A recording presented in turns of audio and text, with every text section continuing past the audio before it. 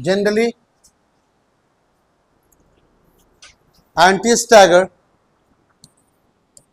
Stability की बात करते हैं, generally stability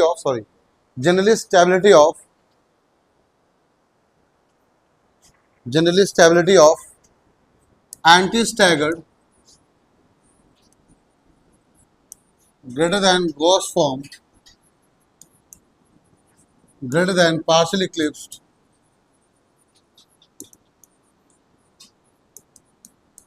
greater than fully eclipsed.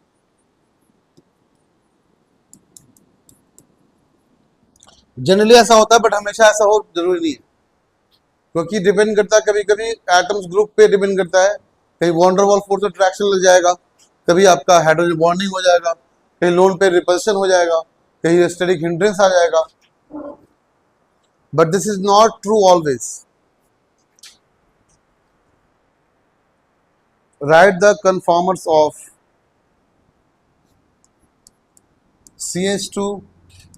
CH2OH और यहां X कर दी, ठीक है, जहां X का मतलब आपका है OH, fluorine, NH2 etc. X equal to OH, fluorine, NH2, OCH3, NR2 इतना ही रहना. तो जितने कन्फॉर्मर्स आपके हैं, टोटल कन्फॉर्मर्स को लिखो और बताओ स्टेबिलिटी के बारे में, इसका स्ट्रक्चर के बारे में, गॉस फॉर्म के बारे में, फुल इक्लिप्स के बारे में, सब कुछ लिखो, चेक करो. तो यहाँ को दो ग्रुप दिख रहे हैं ना, ये वाला दो ग्रुप रहा, देखो दो ग्रुप एटम कौन सा आपका, ये रहा. अगर दोनों सेम तरफ रहा तो बोल देंगे फुल इक्लिप्स्ड. दोनों के बीच में डायहेड्रल एंगल 60 रहा तो उसको बोल देंगे गॉस फॉर्म. दोनों के बीच डायहेड्रल एंगल 120 रहा उसको बोल देंगे पार्शियल इक्लिप्स्ड. और दोनों के बीच में अगर 180 रहा तो क्या बोलेंगे, हाँ मतलब आपका एंटी स्टैगर. अब चेक करो, अगर ये फ्लोरीन रहा ना, बात समझना, अगर ये फ्लोरीन हो गया, एक स्पेशल काइंड ऑफ बॉन्डिंग होता है, उसको बोलते हैं हाइड्रोजन बॉन्डिंग. क्या होता है, एक छोटा सा टॉपिक यहाँ पर आ जाए, समझो. एक स्पेशल काइंड ऑफ बॉन्डिंग उसको बोलते हैं हाइड्रोजन बॉन्डिंग. होता क्या है, एक आपका होना चाहिए मोस्ट इलेक्ट्रोनेगेटिव एटम और कंपाउंड, एंड उसके साथ होना चाहिए हाइड्रोजन. तो दोनों मिलकर स्पेशल बॉन्डिंग बनाते हैं, that is called hydrogen bond. इसका मतलब ये हुआ हाइड्रोजन के साथ मोस्ट इलेक्ट्रोनेगेटिव आपका HF या फिर HCl, क्या बनाएगा आपस में, हाइड्रोजन बॉन्ड. अगर जहां तक बात है मोस्ट इलेक्ट्रोनेगेटिव एटम की बात है, आपको याद होगा फोन्स्कॉर, है ना, fluorine, oxygen, nitrogen, sulphur, chlorine, ये सब कुछ बनाते हैं हाइड्रोजन बॉन्ड. जितने एटम दिख रहे हैं यहाँ पे, फ्लोरीन हाइड्रोजन के साथ, ऑक्सीजन हाइड्रोजन के साथ, नाइट्रोजन हाइड्रोजन के साथ, फिर सल्फर हाइड्रोजन के साथ, फिर आपका क्लोरीन हाइड्रोजन के साथ. सल्फर इनफैक्ट नहीं बनाता, लगभग ना के बराबर होता है आपका. क्यों, आपको पता होगा कि H2O, अगर हम बात करें यहाँ पे 15 एलिमेंट 16 की बात करें, तो ऑक्सीजन होता है, सल्फर होता है, सेलेनियम होता है ना, फिर TF पोलोनियम होता है आपका, इतना होता है ना. अगर यही आपका H2 बन जाएगा तो हो जाएगा H2O वाटर बन जाएगा, दिस इज लिक्विड फॉर्म. जब वही सल्फर आपका H2 से आपका ज्वाइन हुआ, क्या बन गया आपका, गैस बन गया, हाइड्रोजन सल्फाइड गैस. क्योंकि यहाँ पे हाइड्रोजन बॉन्डिंग है तो थोड़ा सा बॉन्ड स्ट्रांग हो गया है, और यहाँ पे आपका सल्फर है, हाइड्रोजन बॉन्डिंग नहीं बन पाया, तो गैसेस फॉर्म बन गया. कैसा बन गया आपका, लिक्विड फॉर्म बन गया. हाइड्रोजन बॉन्डिंग बहुत ही बड़ा इंपैक्ट प्ले करता है आपका केमिस्ट्री में. जहां भी क्वेश्चन का आंसर थोड़ा वेरी करेगा, तो इस वजह से भी करेगा. 2-3 टर्म है जहां पे आपको बहुत अच्छे से चेक करना पड़ेगा. लाइक हो गया स्टेरिक हिंड्रेंस, इसको साइड वाइज रिपल्शन बोलते हैं. दो लोन पे ऐसा रखा हुआ, दोनों क्या करेगा आपस में, रिपेल ही करेगा ना, तो साइड वाइज रिपेल करेगा, इसको बोलते हैं स्टेरिक हिंड्रेंस बोलते हैं. अगर कहीं आपको ये सब दिख गया, फ्लोरीन, ऑक्सीजन, नाइट्रोजन दिख गया, मेनली इसको मान के चलो, ये तीन दिख गया, ये तीन क्या कर देंगे, हाइड्रोजन बॉन्डिंग बना देंगे. तो जो आप सोच रहे हो आंसर पूरा डिफरेंट कर देगा वो. आपको कुछ बेसिक कॉन्सेप्ट हमेशा पता होना चाहिए. सो हाइड्रोजन बॉन्डिंग अगर तुमको बेसिक तरीके से बोला जाए तो क्या होता है, कोई मोस्ट इलेक्ट्रोनेगेटिव एटम और हाइड्रोजन के बीच का बॉन्डिंग बनता है, उसको बोलते हैं हम लोग हाइड्रोजन बॉन्डिंग. क्लियर. अब देखो चेक करो, अगर मैंने बोला कि आपका ये फ्लोरीन है, कैसा आपका है, तो अगर मान लो फ्लोरीन है, अब बताओ आपका अगर फुल्ली इक्लिप्स्ड रहा तो फ्लोरीन भी यहीं पे है और OH भी यहीं पे है ना, दोनों क्या कर देगा आपस में, बॉन्डिंग बनाएगा. तो ये अट्रैक्शन बढ़ गया, घट गया, बढ़ गया, स्टेबिलिटी बढ़ जाएगा, तो फुल्ली इक्लिप्स्ड यहाँ पर ज्यादा स्टेबल हो जाएगा. समझे बात को. अगर वही मान लो इस OH के साथ या फ्लोरीन के साथ यहाँ क्लोरीन कर ले, ठीक है, तो मान लेते हैं फ्लोरीन क्लोरीन आपस में क्या करेगा, रिपल्शन ही तो करेगा, तो स्टेबिलिटी क्या होगा, घट जाएगा। तो कौन सा ज्यादा स्टेबल कौन सा कम स्टेबल डिपेंड करता है किसके ऊपर, सिचुएशन के ऊपर या फिर क्वेश्चन के ऊपर। तो यहाँ पे आप सबके लिए बताओ स्टेबिलिटी किसके लिए कहाँ पे होगी कहाँ नहीं होगी, क्लियर ना, करके दिखाओ। चलिए क्वेश्चन था आपका कि CH2 एक तरफ OH लगा हुआ है और एक तरफ आपका X लगा हुआ है, नहीं ना। तो हम देखते हैं यहाँ पे पहले स्टार्ट करते हैं, फुल इक्लिप्स से स्टार्ट करते हैं। एक डॉट आएगा एक बॉल आएगा, तो पक्का ही है ना।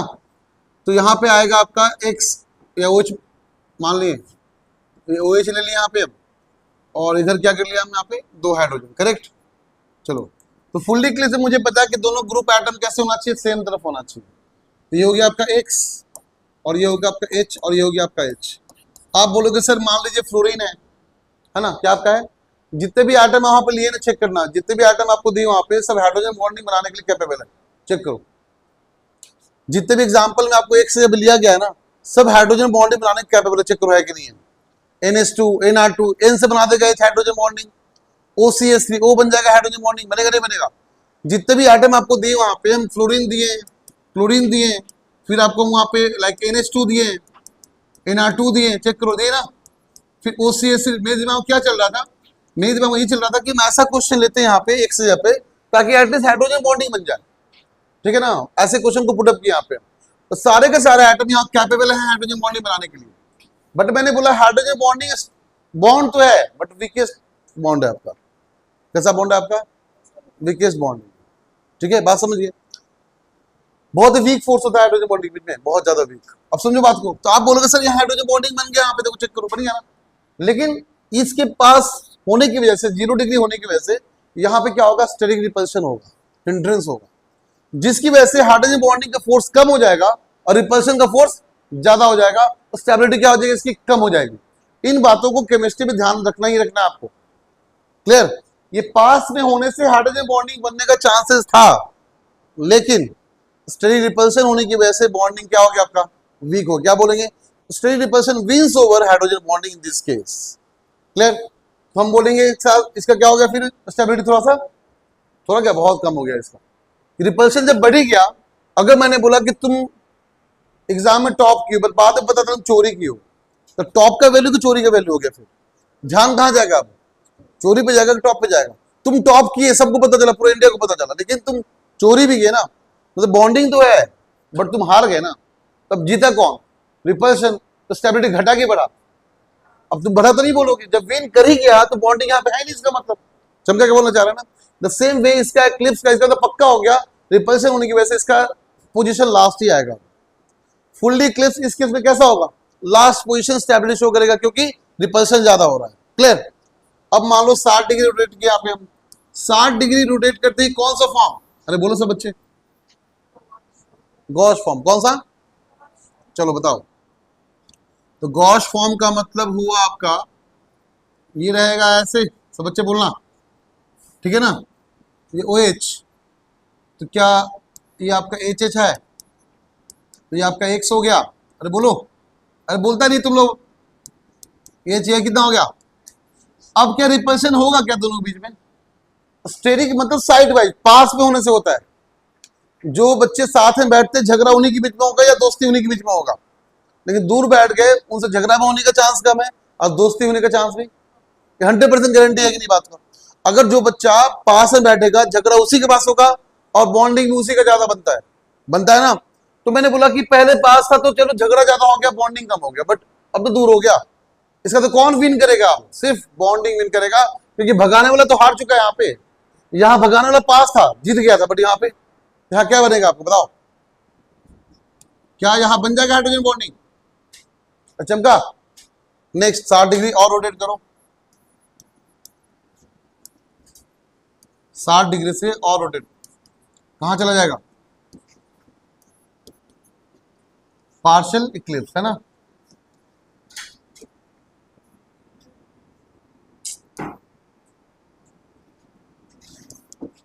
अब बोलो 60 डिग्री से और रोटेट करो,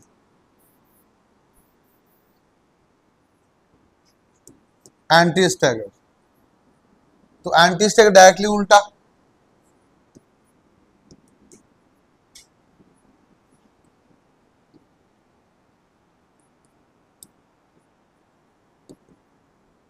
चलो जल्दी लिख लो क्या सब बच्चे बोलेंगे, नाम पर लिख ले क्या, सब बच्चे नाम लिख लो, चलो बाद में लिखना। इसका नाम क्या है बोला सब बच्चे, ये सबको पता ही होगा, इसका नाम क्या है फुल इक्लिप्स, इसका नाम क्या है गॉस फॉर्म, इसका नाम क्या है पार्शियल, इसका नाम क्या है। अब बताओ, देखो यहाँ क्या ना, यहाँ रिपल्सन से उसका पहले ही पता कट गया है इसका, ये तो पहले लास्ट में जाएगा पक्का हो गया, बट यहाँ बॉन्डिंग बनने से स्टेबिलिटी बढ़ चुकी है, तो ये पक्का हो गया कि चारों में देखा जाए एक ही जगह बॉन्डिंग बन रहा है, और बॉन्डिंग नहीं बन रहा है, तो ये पक्का गॉस फॉर्म बहुत ज्यादा स्टेबल हो गया यहाँ पे। और सबसे लीस्ट कौन है, ये फर्स्ट होगा फोर्थ होगा पक्का होगा, बस इस दोनों में डिसाइड करना है ना, बताओ। तो यहां पे दोनों में कैसा है,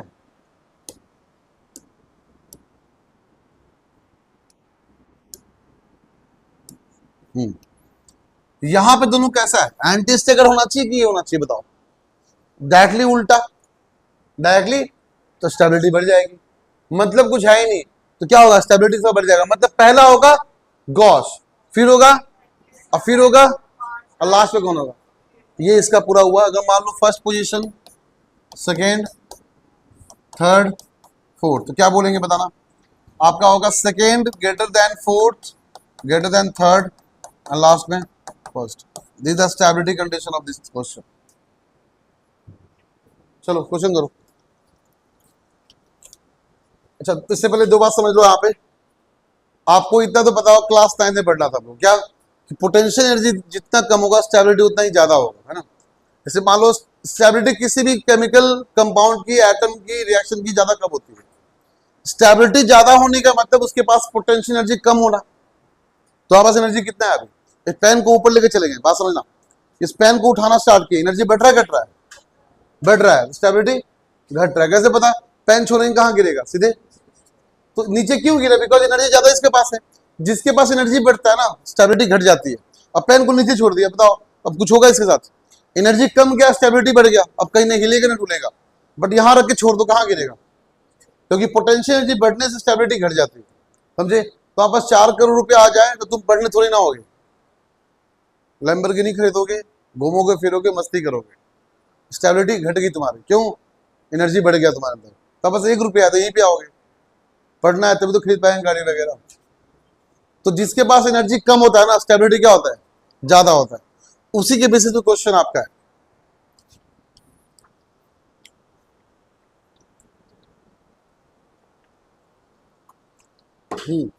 लिख लिए, सुनो ये क्वेश्चन आपका है, तो पहला स्टार्टिंग 7 क्वेश्चन तो आपका देख लो, ये आपका पोटेंशियल एनर्जी ऊपर की तरफ है, ये आपका एंगल आपका है, ये दिखा रहा है ये पार्ट कौन से कितने एंगल पे है 0 डिग्री, ए कितने पे, बी कितने पे, तो 60 पे कौन होता है आपका गॉस, मतलब बी आपको गॉस फॉर्म रहा होगा, कहने का मतलब ये रहा चमका।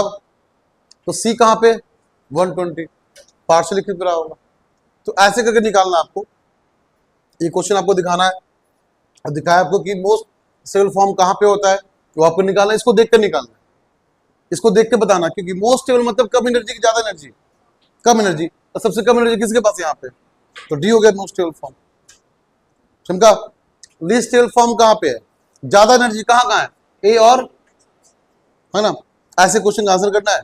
फिर बोल रहा है कि मान लो घुमा दिए तो फिर से दोबारा रिपीटेशन कब रिपीट होगा लिस्ट स्टेबिलिटी के लिए, ये क्वेश्चन तो बढ़िया देख लो, कार्बन 1 दिए पॉइंट को, कार्बन 2 दिए डॉट बॉल को, मैंने बोला कार्बन 1 को रोटेट किए 240 डिग्री क्लॉकवाइज, ये आपका कार्बन 1 है ना, ये बोला पॉइंट बॉल रोटेट हुआ कितना 240 डिग्री क्लॉकवाइज, अब बॉल आपका जो है सॉरी बॉल वाला part carbon anti clockwise 120 degree, rotate करने के बाद देखो चेक करो कैसा फॉर्म बन रहा है, बताना आपको कौन सा फॉर्म, समझा, बताओ आंसर। टाइम लिमिट आपके पास 6 मिनट,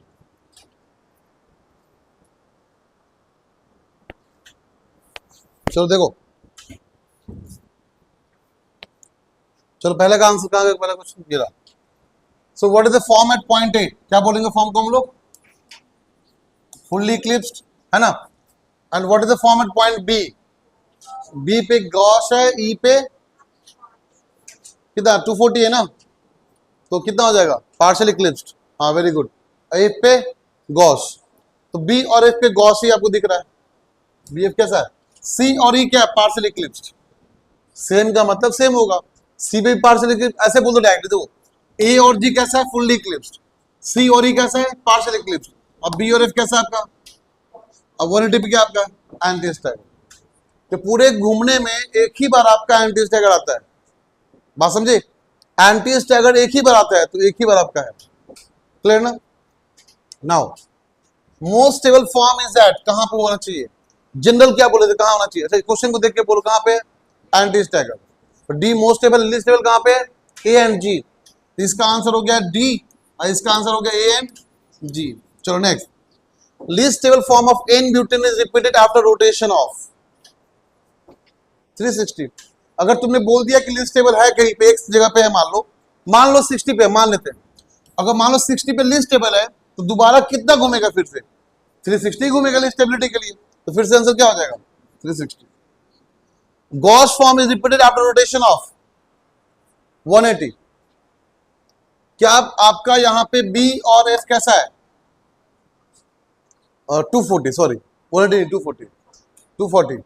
बी पे आपका है 60 पे है, बी पे क्या है गॉस फॉर्म है क्या, एफ पे भी क्या है, तो दोनों डिफरेंस कितना हुआ 240 इज द करेक्ट आंसर। कौन सा ऑप्शन है 240 सी। चमका ना, जहां दिक्कत हो इसको देख लिया करो। हाँ तभी तो ब्लू वाला, ब्लू किसके लिए किए हैं, रेड इसके लिए, येलो वाला किए हैं। इसका आंसर है आपका 240 और इसका आंसर आपका है 360। क्लियर ना।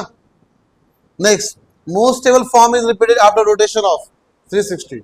अगर लिस्ट स्टेबल भी आपका 360 है तो मोस्ट स्टेबल भी कितना होगा आपका 360 होगा ऑलवेज। लास्ट क्वेश्चन ये वाला, बताओ C1 को रोटेट किया कितना 240 क्लॉकवाइज, बताओ 240 मतलब कहां पहुंच जाएगा आपका 180 प्लस यहां पहुंच जाएगा, तो दोबारा बना ले क्या, इसको रेस कर दे थोड़ी देर के लिए, देखो दोबारा बनाओ तो कैसा बन जाएगा, सब बच्चे देखना।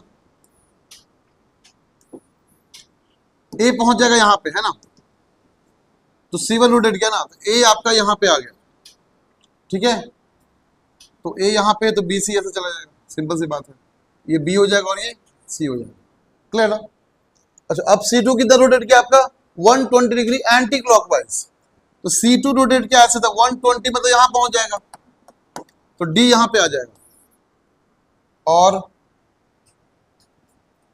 और क्या आपका है D अगर यहां पे है तो सेम टू सेम ऐसे ही कर दो, E और F ऐसे ही कर दो। C के पास चला गया आपका F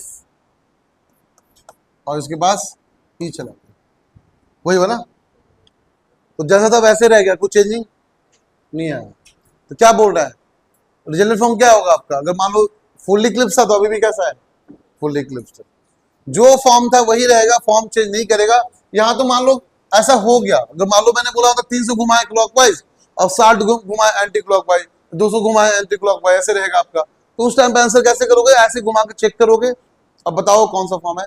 ऐसे क्वेश्चन बहुत आते एग्जाम में, अगर आप समझ गए इसका मतलब न्यूमैन पोजीशन पे मैंने आपको ये एक टॉपिक खासकर स्ट्रॉन्ग कर दिया जो एग्जाम में जनरली आती है ऐसे क्वेश्चंस करने के लिए। चमका, डाउट है किसी न्यूमैन प्रोजेक्शन में। इसके बाद आपका है फिशर प्रोजेक्शन, ठीक है, फिशर प्रोजेक्शन आपका इसके बाद। तो उससे पहले इसके बेसिस पे हम एक टेस्ट लेंगे अभी आपका, और टेस्ट के क्वेश्चन सॉल्व करो, अब बताओ मार्क्स कितना देख लेते हैं हम लोग।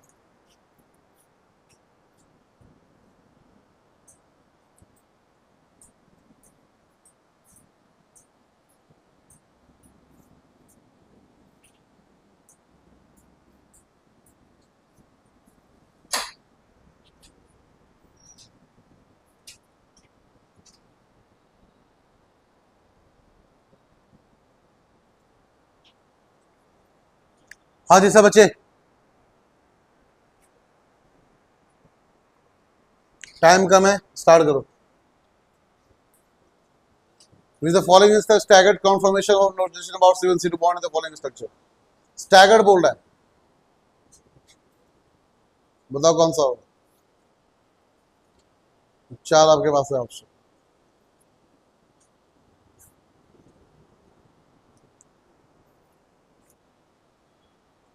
हाँ जी बताओ,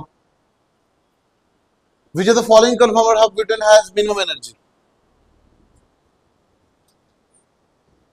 मिनिमम एनर्जी मतलब आपका क्या होगा? High stability. हाई स्टेबिलिटी कहां पे होगा? एंटी स्टैगर्ड पे होगा। बताओ कहां है एंटी स्टैगर्ड? ए में था क्या? अच्छा, हम देखिए, बताओ ऑप्शन देख लो।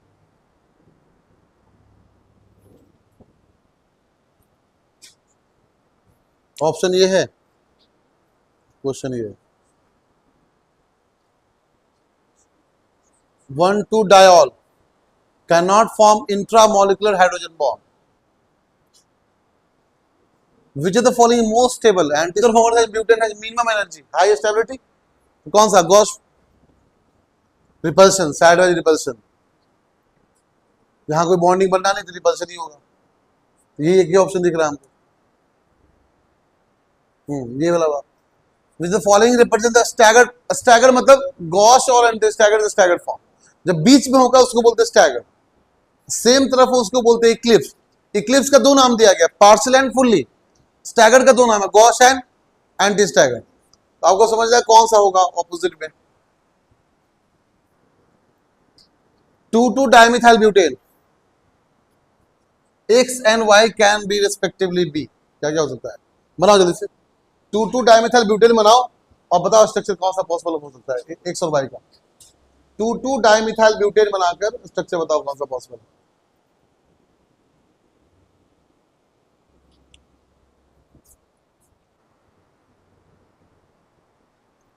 Staggered and eclipse form of ethane. चलो जी, among the following meso butane 2,3 diol. अच्छा आगे बढ़ो। हाँ ये करो। In the following structure which one is having staggered conformation with maximum dihedral angle. Staggered भी होना चाहिए, मैक्सिमम डायहेड्रल एंगल भी होना चाहिए। With the following will be most stable. अब तुमको पता है ये चीज। ये क्या आगे देखोगे डायरेक्टली कर लेगा यही ना।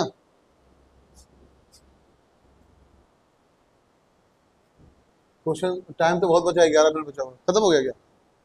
हाँ बताओ, लास्ट है ये। द इनकरेक्ट स्टेटमेंट बताओ, तुम जो बताओ वो आंसर करेंगे, ठीक।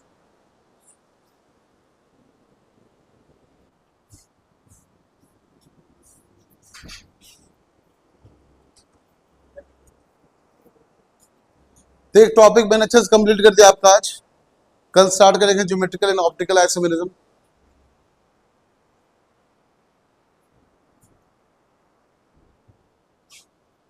लगभग सही है क्या? हाँ लगभग सही है। तो 9 सही है, मतलब वही पार्ट में तो फंसे जहां पे तुम लोगों को नहीं पता था ना, रोटामर्स वगैरह। जो पता तुमने सही किया, मतलब तुम्हारा टॉपिक अच्छे से कंप्लीट हो गया है और तुम इस पे अच्छा कर रहे हो, सब बच्चे अच्छा कर रहे हो। बस तुम्हें जो 3 नहीं पढ़ाया था ना उसमें तुम गलती की जा सकते, ठीक है। बाकी तुम्हारा बहुत परफेक्शन इसके अंदर, मतलब 13 में अगर 9 फर्स्ट टाइम अटेम्प्ट कर रहे हो और 9 आपका सही है तो बहुत अच्छी बात है। 4 ही क्वेश्चन गलत है ना।